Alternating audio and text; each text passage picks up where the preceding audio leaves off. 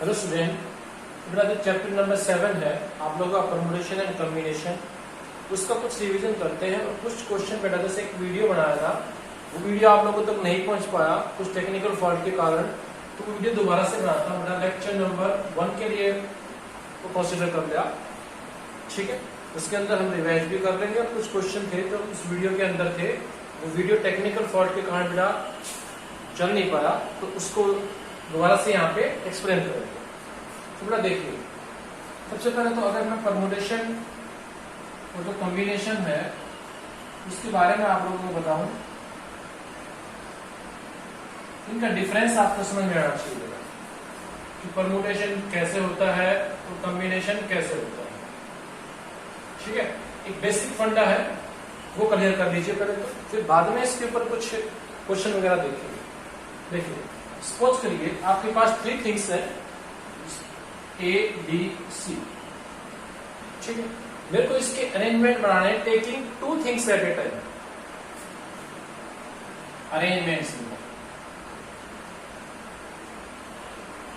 Arrangements taking 2 objects at a time. ये बेटा देखिए क्या क्या आएगा, एक आएगा ए बी, एक आएगा बी सी, एक सी। ए बी है तो बी ए भी होगा, बी सी है तो सी बी, और सी ए है तो ए सी। ये 6 अरेंजमेंट है। अरेंजमेंट के अंदर ऑर्डर मैटर करता है, ठीक है। जैसे आप सीटिंग अरेंजमेंट देखते हैं, एग्जाम देते हैं, तो वो सीटिंग अरेंजमेंट फिक्स होता है। जैसे यहाँ पे सपोज करिए ये राम है और राम के बाद राकेश है, तो यही रहेगा। राम के बाद राकेश है तो राकेश ही रहेगा, ऐसा नहीं है कि राकेश पे रह जाए राम बाद में, तो अलग अरेंजमेंट हो जाएगा बेटा। तो अरेंजमेंट के अंदर जो ऑर्डर है वो मैटर करता है बेटा, ठीक है। ये चीज अब इसी के ऊपर ही देखिए, आपके पास ये 3 ऑब्जेक्ट्स ही है ए बी सी। अब आपको कलेक्शन बनाना है बेटा। कलेक्शन का मतलब होता है गैदरिंग ऑफ ऑब्जेक्ट्स, तो टेकिंग 2 एट ए टाइम। तो कलेक्शन टेकिंग 2 ऑब्जेक्ट्स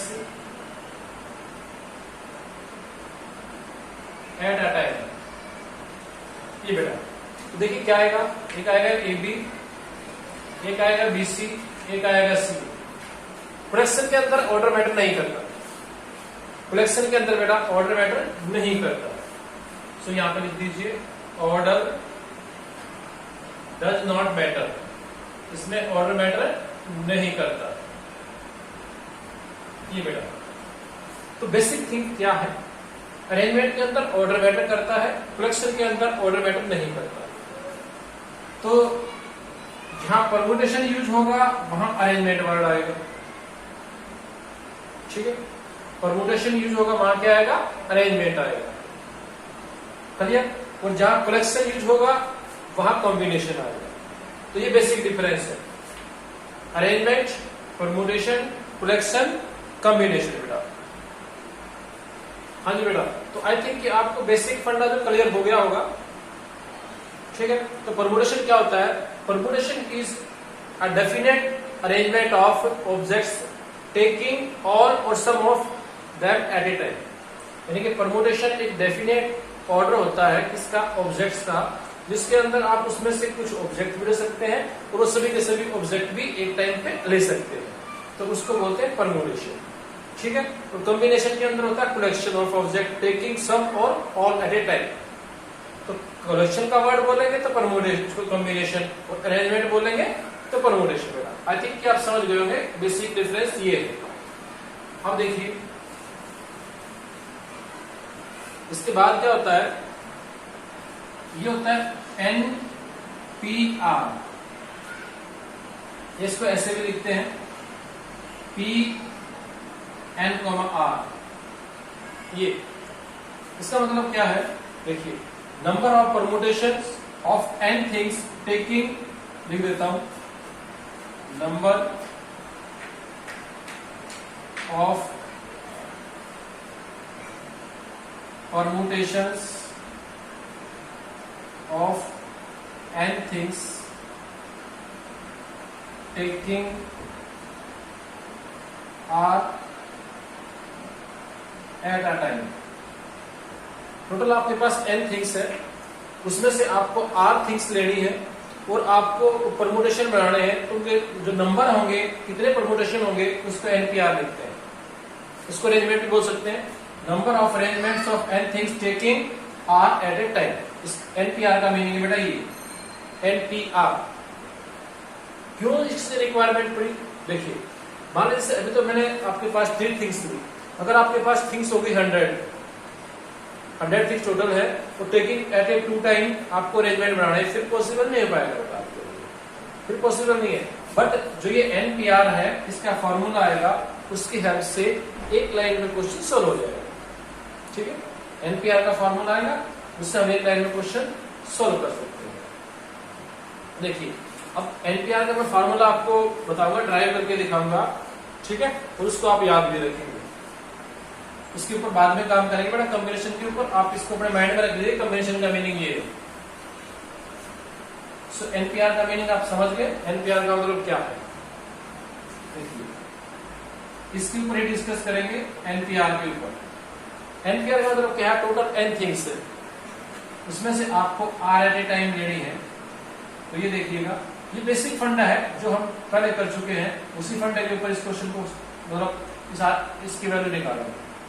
ये देखिएगा, ये आपके पास r प्लेसेस है, first place, second place, third place, fourth place, r place, ये r प्लेसेस है।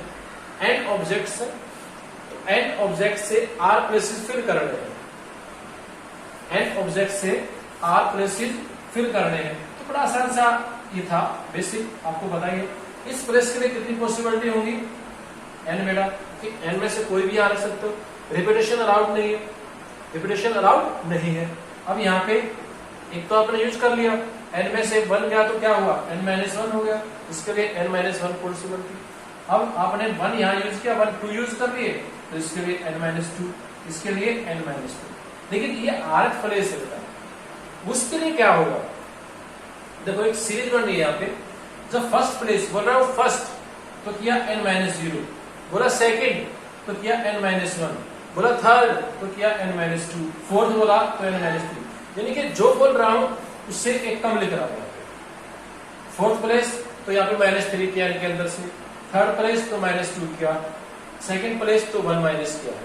rth प्लेस तो क्या करूंगा? rth प्लेस बोल रहा हूं तो r-1 करूंगा। ठीक है, n के अंदर से r-, दोबारा देख लीजिए। सेकंड प्लेस बोला तो 1 माइनस किया, थर्ड प्लेस बोला 2 माइनस किया, तो rth प्लेस बोलूंगा तो r-1 माइनस करूंगा, ये हो गया। ये जो r प्लेस थे वो फिल कर दिए। अब bye fundamental principle of multiplication क्या होगा? इन सबको मल्टीप्लाई कर दो तो क्या आ जाएगा? नंबर ऑफ परमुटेशन आ जाएंगे। ठीक है, तो नंबर ऑफ परमुटेशन क्या होंगे?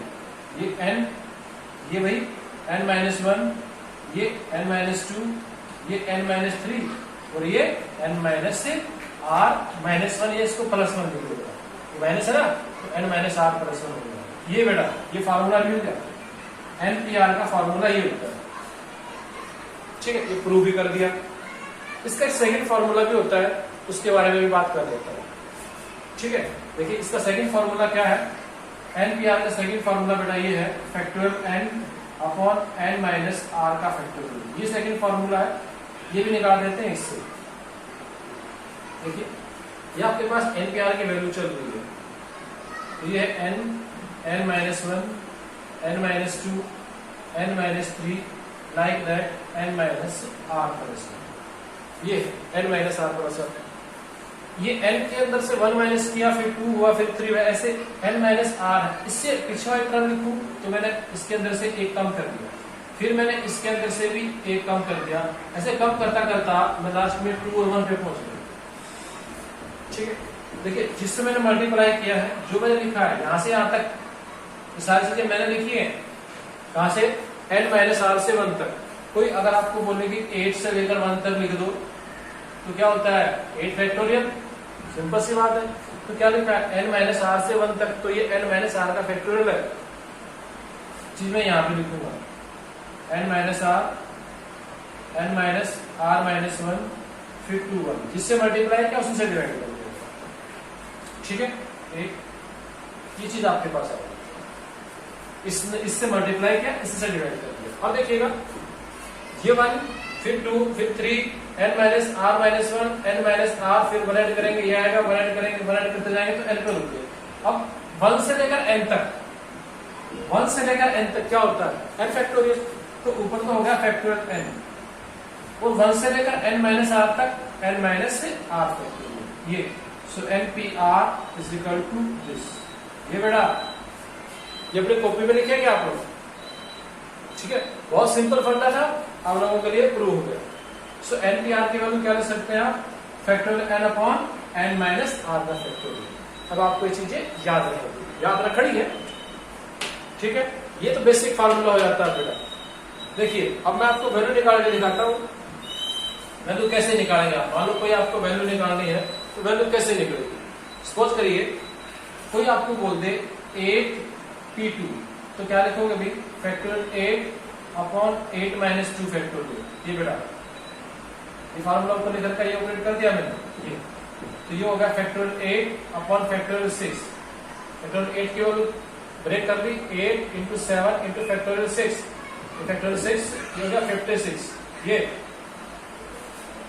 बताया था आपको फैक्टोरियल को ब्रेक करना, पहले 8 लिखिए फिर 7 फिर फैक्टोरियल 6 हो जाएगा, इससे कैंसिल कर दो, कैंसिल करने के लिए लिखा है, हो गया। अगर आप डायरेक्ट एक लाइन में, मतलब एक लाइन में क्या आधी लाइन में करना चाहे क्वेश्चन तो कैसे होगा।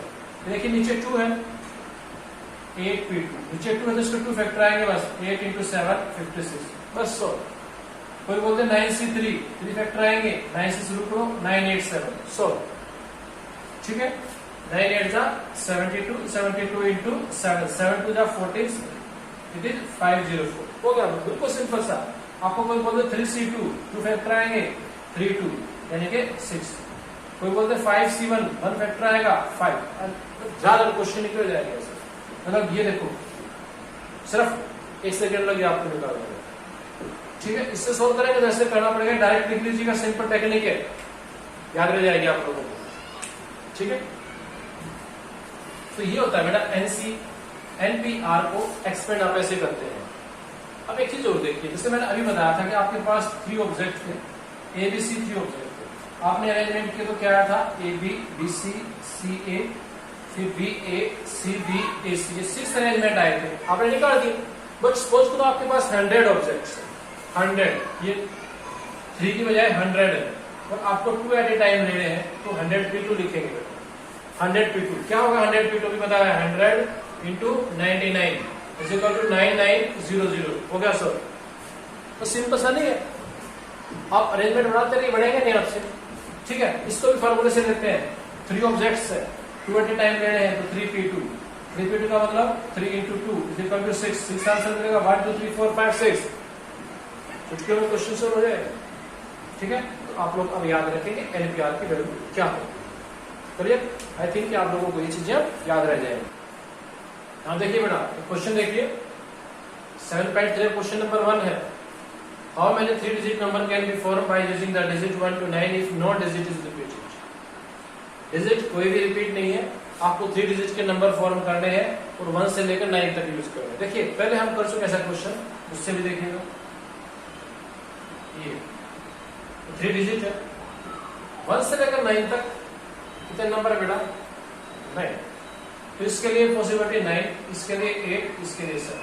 क्वेश्चन सॉल्व, तो क्या आंसर मिलेगा, 9 into 8 into 7, 72 into 7, that is 504, होगा सो क्वेश्चन। लेकिन अब आप लोगों को क्या करना है, वो इस टेक्निक से नहीं करना, number of way to fill first digit, number of way to fill second digit, number of way to fill third digit, फिर by fundamental principle of multiplication, ऐसा करते थे ना क्वेश्चन, वही क्वेश्चन है। अगर हम इससे करें, देखिए क्या लिखेंगे आप लोग, इस टेक्निक से करेंगे ना एनपीआर से, total number, total digits from 1 to 9 is equal to 9. So number of 3 digits number क्या है बेटा 9 है, आपको 3 डिजिट्स यूज करें, 9 में से 3 यूज करने तो क्या करेंगे 9p3 9p3 is equal to 987 is equal to 504 ऐसे दो लाइनें लिखेंगे। क्वेश्चन सोल्व हो गया। ठीक है, तो था क्वेश्चन नंबर 1। देखिए बेटा इससे क्या समझा कि फर्स्ट डिजिट पे यहाँ पे आप 0 नहीं रख सकते, यहाँ पे 0 नहीं रख सकते, तो इसके लिए कितनी पॉसिबिलिटी आएंगी, ये तो लिखा ही नहीं जाएगा, तो 1 से लेकर 9 तक कोई भी लिख सकते हो, 9 पॉसिबिलिटी। क्लियर हुई बात? तो अब ये आपके पास आपने क्या किया, एक सिंगल डिजिट तो यहाँ यूज कर ली, इनमें से एक सिंगल डिजिट यूज कर ली। कितने डिजिट है, अब यहाँ 0 लिख सकते हो, ये 10 है, 10 में से 1 यूज कर लिया तो इसके लिए 9 पॉसिबिलिटी 9। ठीक है, फिर आपने 1 यहाँ 2 यूज किए तो 8, फिर इसके लिए 7, तो आंसर क्या मिला 9 इंटू 9 इंटू 8 इंटू 7, मल्टीप्लाई कर दो, होगा क्वेश्चन सोल्व। बहुत सिंपल क्वेश्चन है ना, मल्टीप्लाई करेंगे तो आप लोगों को आंसर मिल जाएगा, हो जाएगा ना, 9 9 जा कितना आएगा 81 इंटू 56 को मल्टीप्लाई कर दो, कर देते हैं 81 इंटू 56 6 48 5 and 5 8 जा 40 6 3 5 4। ठीक है, तो आंसर आपको मिल गया 4536। बहुत सिंपल क्वेश्चन है, आप ऐसे कर सकते हैं। देखिए अगर ऐसे ना चाहे तो दूसरा तरीका भी है बेटा इस क्वेश्चन को करने का। क्या करेंगे, number of ways to fill first digit is equal to 9 because 0 cannot be on first place, because 0 cannot be on first place, है ना बेटा, 0 फर्स्ट प्लेस पे नहीं हो सकती ये। अब देखिए नाउ रिमेनिंग